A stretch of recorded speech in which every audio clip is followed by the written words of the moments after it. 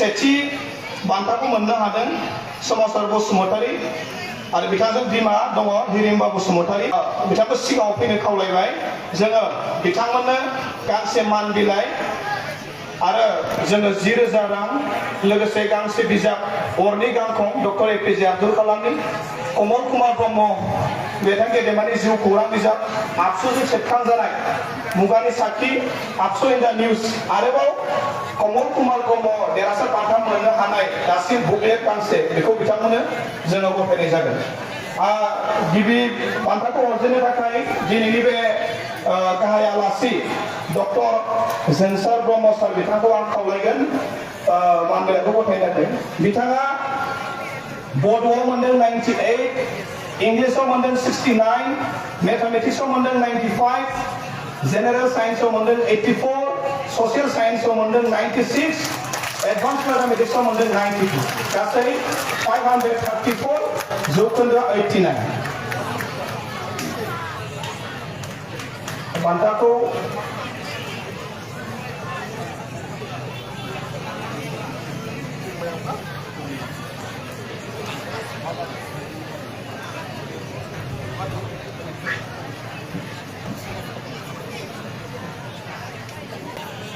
बिथांजों बिमा फैफानो हादों रिता बसुमतारी इउएन एकाडेमि सुबुं थाखानिफ्राय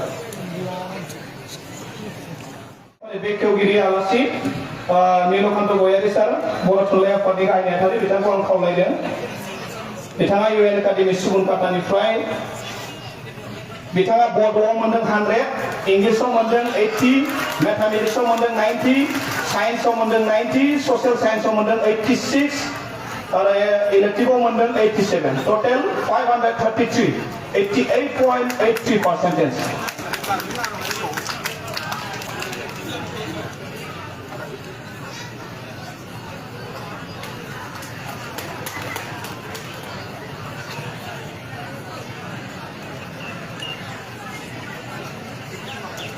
बान्थाखौ गथायनायनि थाखाय सारनिसिम साबायखर थामथियाव दङ दावगासार नार्जारी बिथांनि बान्थाखौ दिनैनि बे थांखिजानाय बुंथिगिरि आलासि सर नार्जारी सार बिथां सार्कल अफिसार जारा रेडिअ सार्कलनि आं बिथांनि आखाइनिफ्राय बान्थाखौ गथायनो थाखाय खावलायगोन दावगासार नार्जारी बिथाङा बड'आव मोनदों 100 इंलिसाव मोनदों 80 मैथमेटिक्सआव मोनदों 83 साइंसआव मोनदों 94 सशियल साइंसआव मोनदों 81 इलेक्टिभआव मोनदों 94 टोटल 532 88.67%। ब्रैथि मासि मोननो हानाय दीपारानी बसुमतारी आङो सिगाङाव जौसाङाव फैनो खावलायदों दीपारानी बसुमतारी बिफा जयकान्त बसुमतारी बिमा दैमु बसुमतारी सानैबो बिथांमोना बाहागो लाफैनो फैनो थाखाय खावलायबाय बिथांनि मान बिलाइखौ गथायनो थाखाय दिनैनि मेलनि मासिगिरि एबा दुलाराय बर' फरायसा आफादनि आफादगिरि खोरोम दावगारि मानगोनां बिथांखौ खावलायनाय जाबाय दीपारानी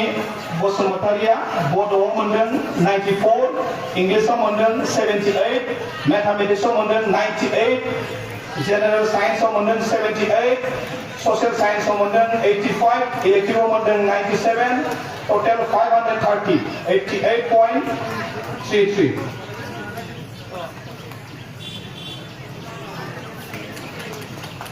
ब्रैथियावनो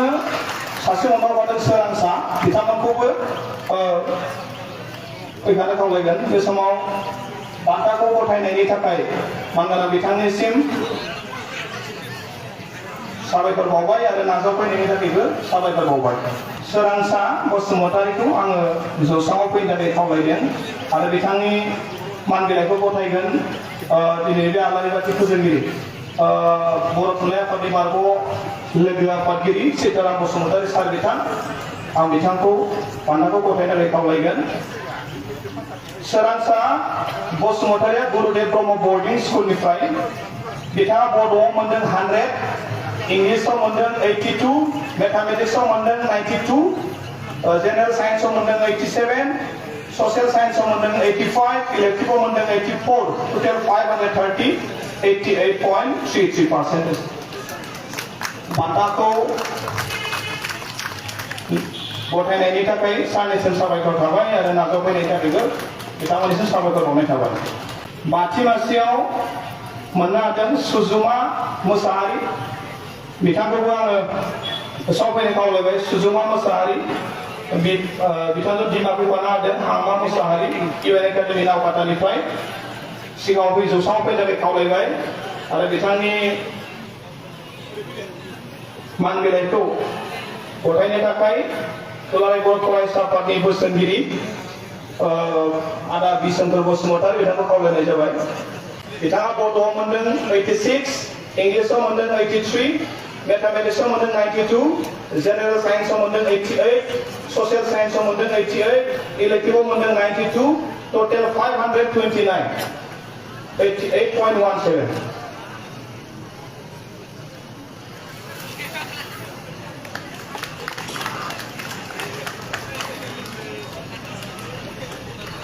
बाथि मासियाव सानै मोनदोंमोन नाथाय सासेया एसे लामा आन्दायनानै एसे लेट जाबाय सफैगासिनो दसे उनाव बिथांखौ जों होनाय जागोन दथि मासियाव मोननो हादों केनित ब्रह्म बिथांमोनखौ आङो साखाफारा जाखानो खावलायबाय बिथांजों बिमा आरो बिफा सफैनो हादों सानैखौबो आङो फैनानै खावलायगोन केनित ब्रह्म जौसाङाव फैनानै खावलायबाय इउएन एकाडेमि क'क्राझारनिफ्राय बिथांनि मान बिलाइखौ हरनो थाखाय दुलाराय बर' फरायसा आफादनि गाहाय नेहाथारि मनिन्द्र बसुमतारी मोनगोनां बिथां आं बिथांखौ खावलायनाय जाबाय केनित ब्रह्मआबो बड'आव मोनदों 100 इंलिसाव मोनदों 86 मैथमेटिक्सआव मोनदों 83 जेनेरेल साइन्सआव मोनदों 96 ससियेल साइन्सआव मोनदों 92 इलेक्टिभआव मोनदों 71 टोटल 528 88%।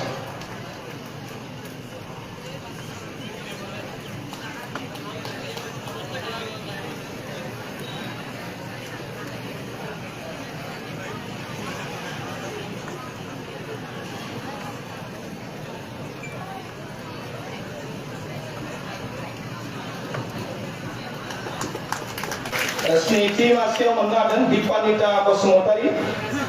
बिथांखौ फैनो खावलायदों राहुल बिफा राहुल नन्दन बसुमतारी बिमा कस्तुरी बर'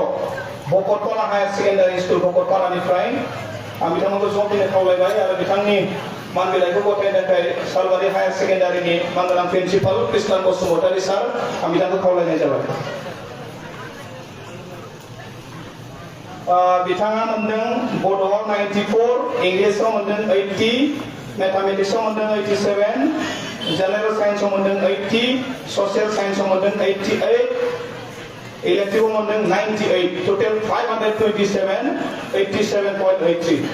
मसिखौ आखाइ खबरादार खावलायबाय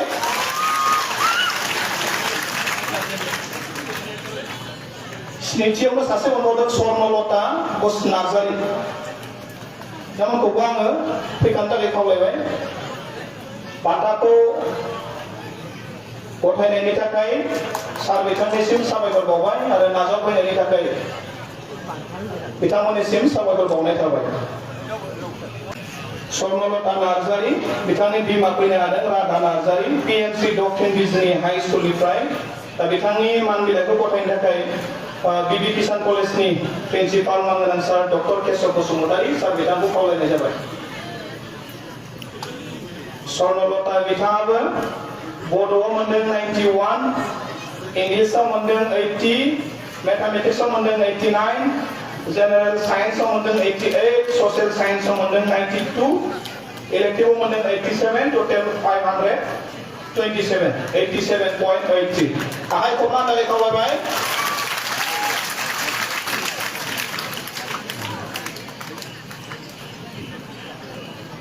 बान्थाखौ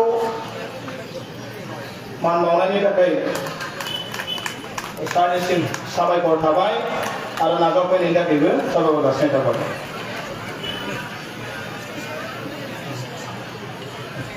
अमिषा बसुमतारी 90 मासि मोननो हादों आं जौसाङाव फैनो थाखाय खावलायबाय बिथांनि मान बिलाइखौ गथायगोन जोंनि बर' बिमा गौथुमनि गाहाय लिरथुमगिरि लीला बसुमतारी मेडाम बिथाङा अमिषा बसुमतारी बिथाङा इउएन एकाडेमि जालागावनि बिथांजों लोगोसे बिथांनि बिमा सफैनो हादों इन्दिरा बसुमतारी बिथाङा बड'आव मोनदों 95 इंलिसाव मोनदों 90 मैथमेटिक्सआव मोनदों 84 General Science मोनदों 82, Social Science मोनदों 83, Elective मोनदों 92, total 526, 87.67 जौखोन्दो। आखाइ खबना थाखाय खावलायबाय। गुथि मासियाव मोननो हादों बिनिता रानी ब्रह्म। बिनिता रानी ब्रह्म बिथांखौ जौसाङाव फैनो थाखाय खावलायबाय। बिफा दिजु ब्रह्म, बिमा फाउदुर ब्रह्म, इउएन एकाडेमि सुबुनखातानिफ्राय जौसाङाव फैनो थाखाय खावलायदों। बिथांनि मान बिलाइखौ गथायनो थाखाय केसि कलेजनि प्रिन्सिपाल जौस्रां बर' बिथांखौ आं खावलायो। बिनिता रानी ब्रह्म बिथाङाबो बड'आव मोनदों 100, इंलिसाव मोनदों 88, मैथमेटिक्सआव मोनदों 84, जेनेरेल साइंसआव मोनदों 81, सशियल साइंसआव मोनदों 89, इलेक्टिवआव 83, टोटल 525, 87.5%।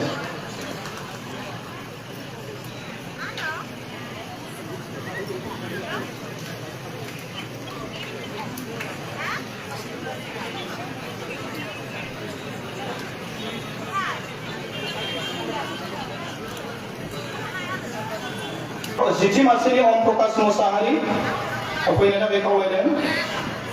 बिथांनि बिमा सफैनो हादों दीपाली मोसाहारि, बिथाङा इउएन एकाडेमि बागानपारानिफ्राय बिथांखौ जौसाङाव फैनो थाखाय खावलायबाय। बिथांनि मान बिलाइखौ गथायनो थाखाय अमृत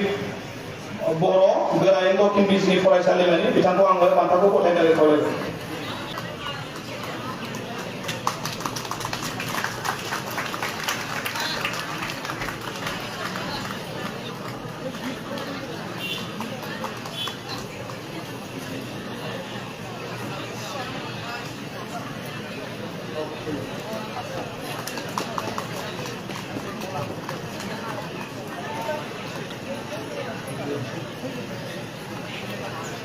बिथाङा इउएन एकाडेमि बागानपारानि 100 मोनदों। बिथाङाबो बड'आव इंलिसाव 78, मैथमेटिक्सआव 80, जेनेरेल साइंसआव 87, सशियल साइंसआव 88, इलेक्टिवआव 91, टोटल 524। आङो बान्थाखौ नाजावफैनो थाखाय साबायखर थाबाय। सोरजि बर' सिगाङाव फैनो थाखाय खावलायदों। सोरजि बर' बिथांनि बिमा आरो बिथांनि बिफा सफैनो हादों। सबिन कुमार बर', बिफा बिमा भबानी बर', इउएन एकाडेमि जालागावनिफ्राय बिथांनि मान बिलाइखौ गथायनो थाखाय सालबारि जिल्ला बर' थुनलाइ आफादनि नेहाथारि डक्टर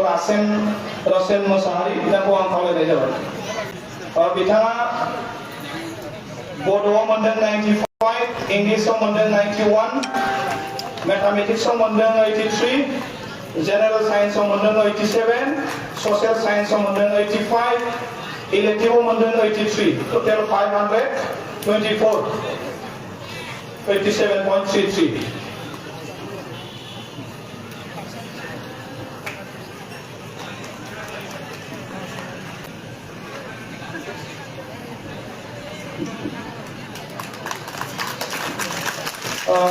साबायखर थाबाय सारनिसिम। जोंहा बाथि मासि मोननो हानाय उत्पल बसुमतारी बे थालांदोंमोन, दासो सफैनानै बिथांमोना। आङो बिथांमोनखौ गोजौआव फैनो थाखाय खावलायबाय। बिथांनि बिफा नितुल बसुमतारी, बिमा रश्मिरेखा बसुमतारी फैनो थाखाय खावलायबाय जौसाङाव। बिथाङा बिश्वनाथ जिल्ला एबसुनिबो लोगो बुंथिगिरि, बेखायनो बिथांनि मान बिलाइखौ जोंनि आफादगिरि बिथांमोना हरनो थाखाय आं खावलायबाय। सामलायगिरि आरो दुलाराय बर' फरायसा आफादनि आफादगिरि खोरोम दाववारि, उत्पल बसुमतारी इउएन एकाडेमि बर' फख्रिनि एमआइएल बड'आव मोनदों 98, इंलिसाव मोनदों 80, मैथमेटिक्सआव मोनदों 80, जेनेरेल साइंसआव मोनदों 84, सशियल साइंसआव मोनदों 87, जिअ'ग्राफियाव मोनदों 100। आखाइ खबना थाखाय खावलायबाय बयखौबो।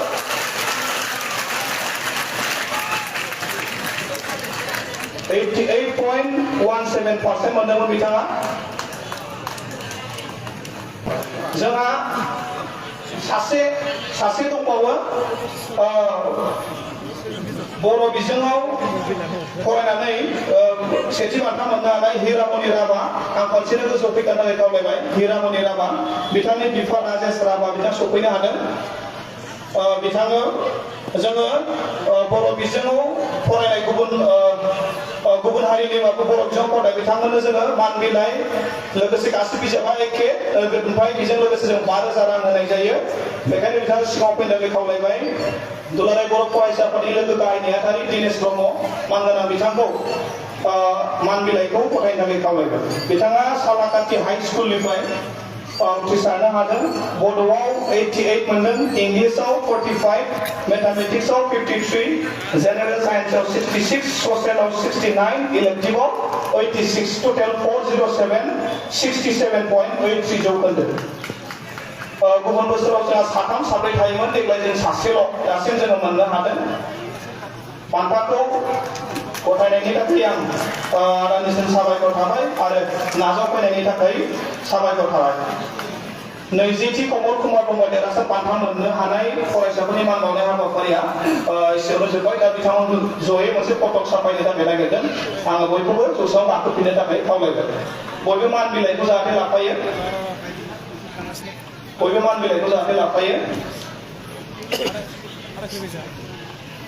बिसोरखौ गाहायाव गसंबासो फुल नुजोबगौमोन हा जिरायसिगोन जिरायनोथ' बहा जायगा थान्दा गाहायाव गसंबा स्टेजनि बायदि नुगोन गसंबानो एसेसो दाबो मोजां जस्लं